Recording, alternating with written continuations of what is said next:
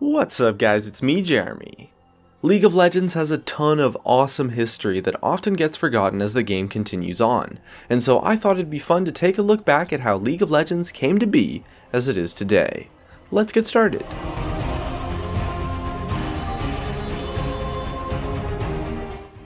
Our journey begins in 2006 when Brandon Beck and Mark Merrill, also known as Rise and Tryndamere, founded Riot Games together.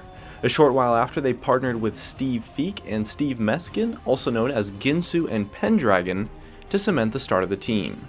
In September 2006, production officially began on League of Legends, inspired by Defense of the Ancients, which was a popular mod for Warcraft 3, with the idea that the mod was so innovative and fun that it could create its own genre worthy of a full engine and enhanced features.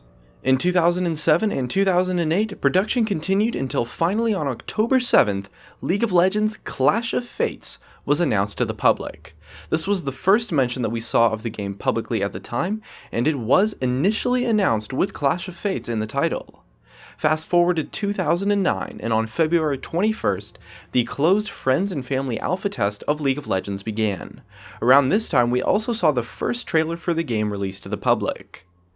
On April 10th, the game exited the alpha stage and closed beta began. This is where the game started to truly develop, as 8 days later we saw the release of the first new champions, Singed and Zillion, who were added into the closed beta.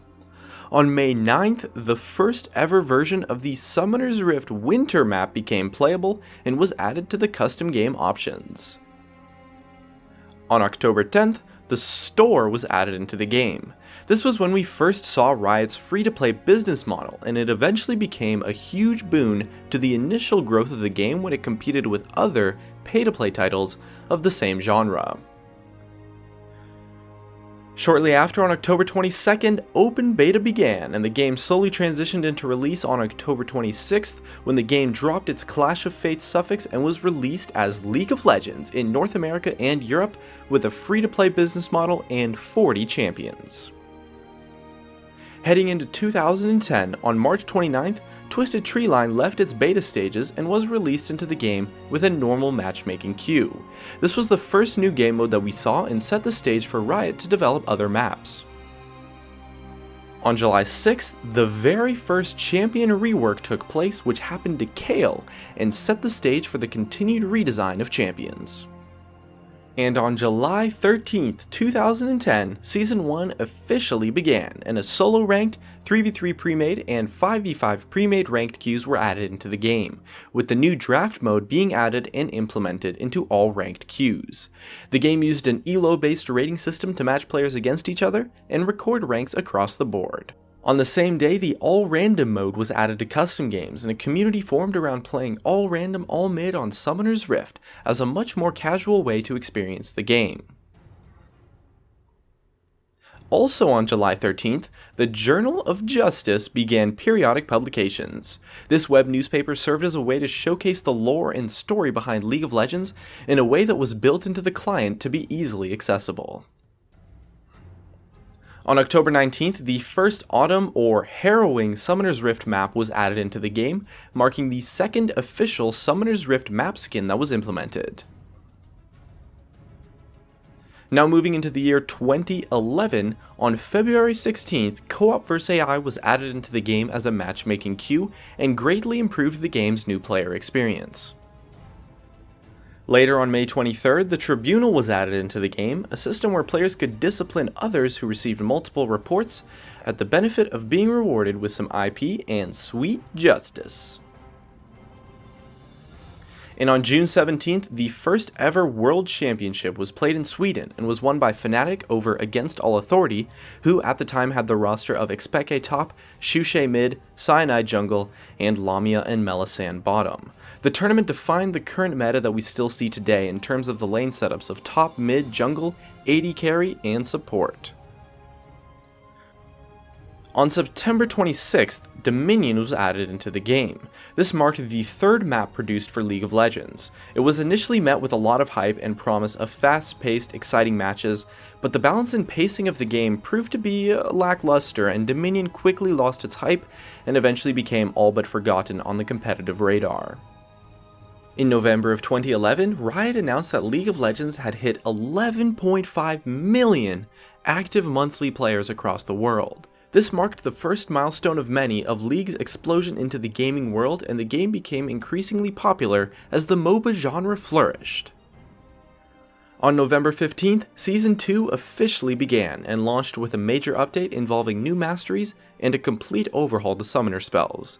This was the first of many major updates that took place at the beginning of a season, and eventually would lead to the trend of massive changes taking place in every preseason. Heading into the year 2012, on January 17th, Colorblind mode was added into the game, an awesome feature that at the time many had thought was long overdue, and finally allowed most colorblind people to play the game effectively. As well, on the same day, the dodge stat was finally removed from the game. Dodge had been a big part of notable items such as Phantom Dancer and Ninja Tabi, but the stat was considered a bit too RNG based and unhealthy for the game. On May 1st, the official Spectator mode was added into the game as well. Before Spectator mode launched, the Spectate feature was located in a summoner spell called Observer that would clear the fog of war from the entire map, and you would form a custom game of 6 players on each team, which was only possible from the Riot-based game client, and you would have one observer on each team in the game who would use the summoner spell and be able to spectate the game that way by removing the fog of war. It was an interesting situation, as many times the people playing the observer would impact the game accidentally by picking a champion with a global passive or dying to something like a Karthus ultimate, and it was happily replaced by the Spectator mode.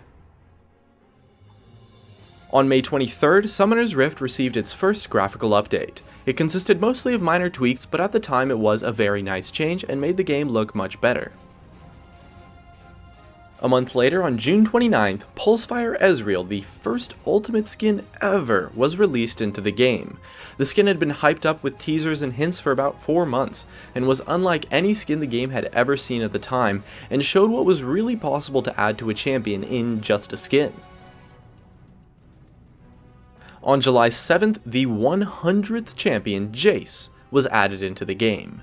League of Legends initially launched with 40 champions, but in Season 1 and especially in early Season 2, Riot put a ton of focus on producing new champions, and was putting out as many as 2 champions every month quite consistently, and eventually Jace was released as the milestone 100th champion in League of Legends. On September 12th, the Diamond tier was added into the ranked system. Previously, the highest tier possible had just been Platinum, but the player base had become large enough to where the highest ELO rating was a long ways above what it took to actually get Platinum, so the Diamond tier at 2200 ELO was added into the game. On October 12th, the Season 2 World Championship took place in the United States and was won by the Taipei Assassins in an upset victory over Azubu Frost. The roster of Stanley top, Toys mid, Lil Balls jungle, Bebe AD carry, and Mistake on support beat out the competition for the $1 million prize, which at the time was one of the biggest prize pool esports had ever seen. Later on October 25th, the Twisted Tree line received a full relaunch and update in an attempt to change the dynamics and game flow of the map. It was exciting at first, but would eventually prove to be fairly uncompetitive despite Riot's best attempts. On December 3rd, a huge preseason update hit the live servers with updates to the jungle, massive changes to items, and updates to masteries, runes, and summoner spells. Some of the more notable changes to items were the removal of Heart of Gold, the nerf to Boots of Speed, since at the time boots were a 100% starting buy on every role except for support, and the buff to Black Cleaver and Warmogs, which would cause a pretty chaotic preseason, with some of the most unbalanced game states League of Legends has ever seen. Heading into 2013, on February 1st, Season 3 officially started with an updated ranking system, getting rid of the ELO ratings and adding divisions, tiers, and promotional series, as well as the Challenger tier above Diamond, to allow the best of the best a better chance of distinguishing themselves on the ranked ladder. On February 7th, the first League Championship Series, or LCS, started in North America and Europe, marking the downfall of the open circuit of tournaments, but leading to a much more secure competitive scene for the professional players and organizations. Here's a fun one for you. On February 14th, 2013, Riot announced their official replay system coming soon, and implemented it on the PBE. It was met with a lot of promise, but eventually fell through for a multitude of reasons, and to this day, seems to be nowhere near hitting live servers.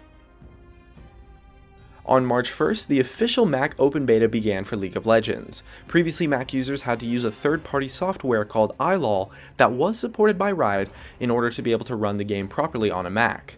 The software was a little bit buggy, would break pretty much every patch, and would often take extra days to launch patches, and so the official client was long overdue, as Mac users rejoiced. On March 28th, the first full relaunch of a champion happened to Karma and was added into the game. Karma had been one of the weakest champions in the entire game for over a year, but had a kit that was a little bit too unhealthy to buff. So a full relaunch changed her kit completely, and set the stage for Riot to be able to completely change champions to be much better designed and easier to balance. On April 29th, Howling Abyss launched and ARAM became the fourth official game mode for League of Legends. By this time, the all-random, all-mid community was gigantic and was a reasonable part of the player base, to the point where Riot made an official game mode just due to feedback and community desire. And on that day, the map gained a matchmaking system equipped with rerolls and new items. In October of 2013, League of Legends hit 32 million active monthly players, and had established itself as the biggest and most popular MOBA game in the entire world. It exploded into popularity, and when Riot released the official numbers, it became a huge milestone for the community.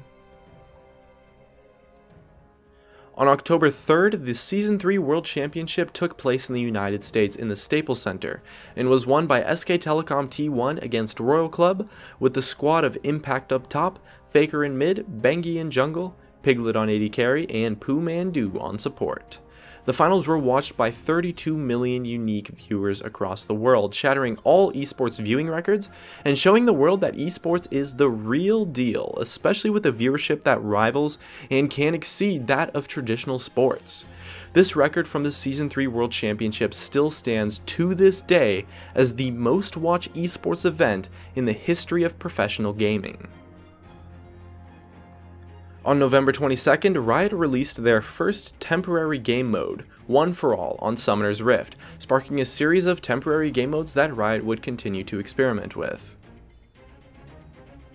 As well, on the same day of November 22nd, a huge preseason update hit the live servers with major changes to support, changes to vision limiting wards to 3 per player, making pink wards visible as well, adding trinkets into the game, new support items, the removal of Oracle's Elixir, a rework to the mastery system, and changes to the jungle with the addition of the new white camp, and as well overall changes to the flow and dynamics of the game.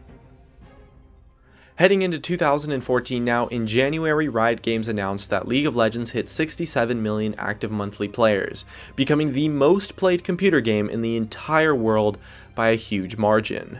They haven't released any statistics on the player base since, but the fact remains that League of Legends has exploded into popularity and still remains the most popular computer game in the entire world to this day.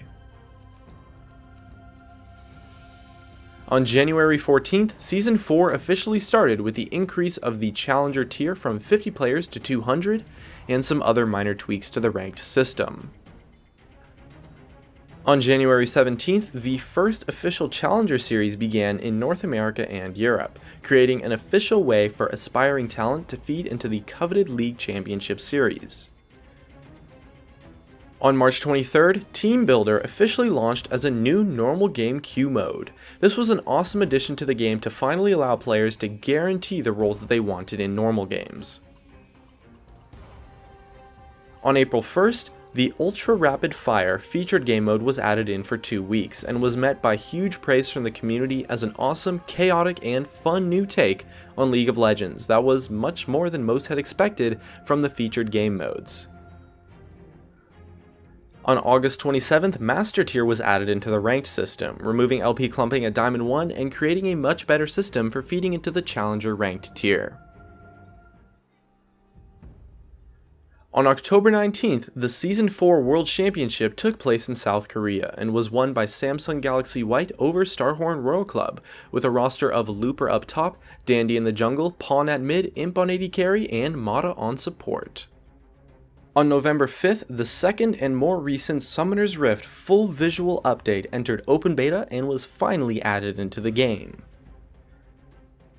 On November 20th, a huge preseason patch hit live servers with changes to the Jungle, Dragon, and Baron, and the addition of the Rift Scuttler, and huge changes to items, most notably the Jungle items that affected the Smite Summoner spell, as well as a bunch of other minor tweaks and changes.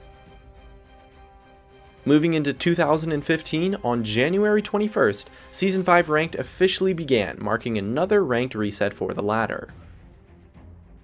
On June 22nd, a new heads-up display was added into the game, and after a few tweaks, resulted in a fairly sleek HUD that we now have in the game today. On October 31st, the Season 5 World Championship was held in Europe, and was won by SK Telecom T1 over the Ku Tigers, with a squad of Marin up top, Faker and EasyHoon at mid, Bengi at jungle, Bang on AD carry, and Wolf on support. And on November 11th, 2015, another preseason patch hit the servers that brought massive updates to the AD carry role and champions, huge item updates, the addition of the Rift Herald, the removal of green wards, the rework of masteries, and changes to the game flow and dynamics. And that leaves us to where we are today, but there's also a lot of huge confirmed updates for 2016. Although it's not 2016 at the time of making this video, we know for sure that in 2016, a new client will be added into the game to replace the long outdated Adobe Air client that we have now. As well, a new champion select format and menu will be implemented into the game alongside Team Builder Ranked, which will allow you to queue as two of your favorite roles in order to ensure that everyone gets a role that they like in a ranked game. Dynamic queues will also be added to the ranked ladder, allowing you to queue with a full team of 5 on the individual ranked system. And lastly, the Hex Tech crafting system will launch, significantly improving the champion mastery system and giving players a bunch of random rewards for playing on their favorite champions. And that's it. So with all of that said, despite all of the criticism, there's no doubt that Riot Games has created a fantastic game that has caused millions to have fantastic experiences. Here's to the future, and thanks for watching.